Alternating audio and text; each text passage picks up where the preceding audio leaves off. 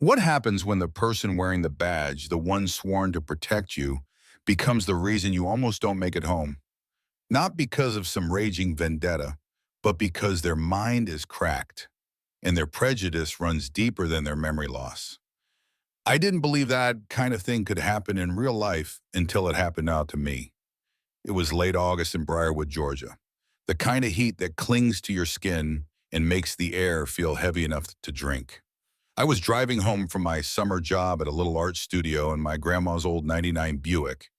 That car smelled like peppermint gum and old paperbacks, and I loved it. I was humming along to the radio, thinking about nothing more serious than an iced tea and a cold living room. Then my rearview mirror filled with flashing red and blue. That sound, the whoop of the siren, made my chest tighten instantly. I've been pulled over before. I know the drill. Turn down the music. Keep your hands visible. License and registration ready. My dad drilled those rules into me since I was 15. He always said, don't give them a reason to say you were dangerous. The officer who walked up to my window was big, tall enough to block the sun. The name tag read Miller. His face was flushed beads of sweat dripping from under his hat. He didn't say hello, didn't ask how I was doing, just license and registration. Not a request, a command. I kept my voice steady, told him they were right there on the seat, waited for his nod before moving. He snatched them out of my hand like I'd done something wrong already. You know why I pulled you over? He asked, looking past me into the back seat like I might be hiding something. No, sir, I don't. Passenger side taillights out, he said, squinting at my license. Henderson? You one of those Hendersons from the west side? The tone told me everything. The little curl of his lip, the way he said those. I didn't rise to it. Just told him my dad and I lived off Crestwood Avenue. He walked back to his cruiser. I thought, okay, maybe it's just a ticket. Annoying, expensive, but I'll be home soon. But then I saw him in the side mirror talking into his radio, getting more agitated. When he came back, the air shifted. Step out of the car, ma'am. Is there a problem? I said, step out of the vehicle. Lower, sharper. My stomach dropped. My dad's voice echoed in my head. Comply now, fight later. The second my feet hit the pavement, the heat wrapped around me like a punishment. He told me to turn around and hands on the roof. I tried to explain I hadn't done anything wrong, but his hand clamped on my arm, fingers digging hard. In one brutal motion, he spun me and slammed me against the hood. The metal was scorching, searing my cheek. I cried out, not that he cared. Stop resisting, he barked, even though I was frozen in shock. The cuffs clicked tight around my wrists, biting into my skin. No Miranda rights, no explanation, just shoved into the back of his patrol car, the door slamming like a cell. I figured he'd drive to the station. Call my dad. This nightmare would have an end. But when the radio crackled with a fender bender a few blocks away, he just turned toward it, parked the cruiser, got out, and started waving traffic along like I didn't exist. At first, I thought he was messing with me, that in a minute he'd come back. But he didn't. And the inside of that car, God, the air grew thicker with every breath. The black vinyl seat burned through my dress. My cuffs cut deeper as I tried to adjust. I started ticking off the symptoms I remembered from health class: dizziness, nausea, pounding heartbeat, heat stroke. I was running out of time. I tried yelling. My voice sounded weak even to me. People walked by.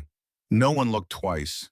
A squad car parked with a cop inside was like a do not disturb sign for the whole world. Minutes blurred. My head felt too heavy for my neck.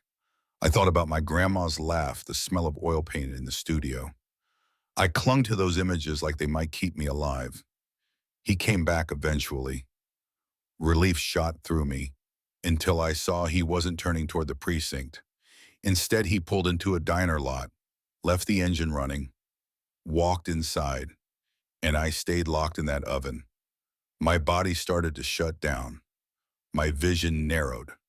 The last thought I had before everything went black wasn't anger, it was sadness.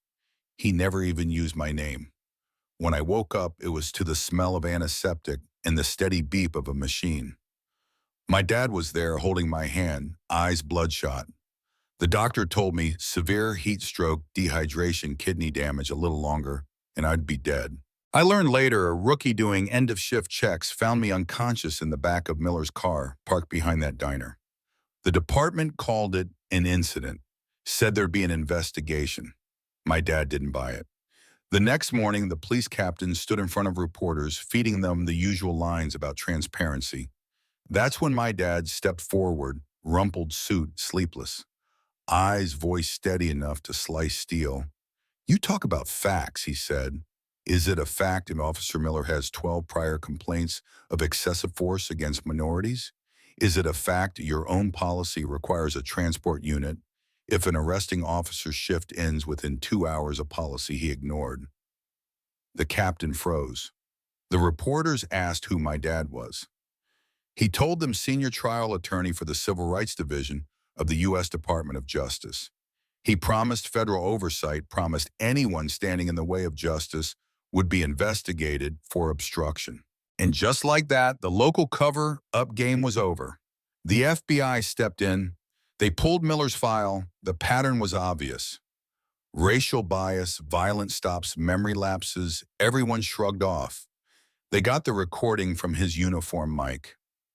The whole thing, the condescending questions, my polite, careful answers, the slam against my car, my cry, then him muttering to himself, getting the call for the fender bender, and me vanishing from his mind.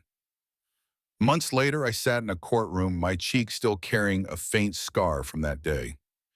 Miller looked small in a suit that didn't fit, stripped of the authority he'd once worn like armor. The defense tried the medical angle, early onset dementia. Their neurologist said he didn't mean to hurt me, his memory betrayed him. But the prosecution's experts shut that down. Dementia might weaken short-term memories, she said, but it doesn't erase who you are or your biases. If anything, it strips away the filter that hides them. What Miller did wasn't some random lapse. His prejudice decided I wasn't worth remembering. When I took the stand, I didn't cry, didn't look at him. I told the jury about the heat, the cuffs cutting into my wrists, the sound of my own breathing turning ragged. I told them about thinking of my grandma's voice, trying to hold on to something human while I felt myself fading. And I told them the truth that to him, I wasn't a person. I was a problem he forgot to deal with. The jury didn't take long. Guilty on all counts, aggravated assault, kidnapping, reckless endangerment. The judge looked at him and said, "You may have forgotten her, but this community will not forget what you did. 18 years in state prison." When it was over, my dad held me so tight I could feel his heartbeat. Justice didn't erase the scar, but it closed the wound. I went back to painting. My work changed, bold strokes, sharp lines, colors that clashed and screamed. They weren't pretty, but they were mine. I also knew something else. If my father hadn't been who he was, the ending might have been very different. That's the part that still haunts me. For every story like mine, there are too many that never get this far. Too many Millers who get to keep their badge. So now I ask you, if it were your daughter in that car, forgotten in the heat, what would you call it? An accident, or exactly what it was, a crime hiding behind a badge? Drop your thoughts in the comments. Tell me if you think justice was truly served, or if we still have a long way to go.